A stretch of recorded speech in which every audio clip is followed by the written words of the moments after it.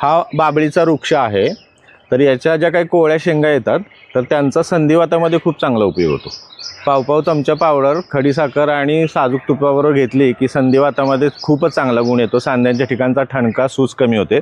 या कोवळ्या शेंगांपासून आपण 2 गोळ्या बनवल्या, टॅबलेट ABG म्हणून आणि टॅबलेट सोमसार म्हणून। तर त्यांचा खूप चांगला गुण आला आतापर्यंत। त्या जोडीने आपण या कोवळ्या शेंगांपासून एक विहस फॉर्म्युला असं पावडरचं कॉम्बिनेशन बनवले की ज्याचा स्वप्नदोष आणि शीघ्रपतनमध्ये खूप चांगला गुण आला आहे। या झाडाला पिवळ्या रंगाची फुले येतात। तर ती पिवळ्या रंगाची फुलं वाटून त्याचा कपाळावर लेप घातला की सगळ्या प्रकारची डोकेदुखी त्वरित थांबते। त्या जोडीने त्या फुलांचा काढा घेतला की सर्व प्रकारचे ताप कमी होतात। आणि पानं जे आहेत तर ते पानांचा लेप विचरचिकेवर म्हणजे एक्झिमावर केला, स्किन डिसीज जो आहे एक्झिमा, तर त्याच्यावर केला की एक्झिमा त्वरित बरा होतो।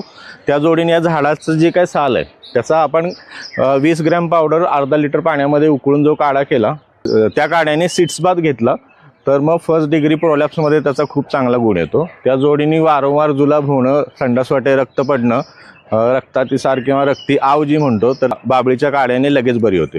बाबळीला जो डिंक येतो तो अत्यंत पौष्टिक आहे। तर त्याच्यापासून डिंकाचे लाडू बनवले जातात।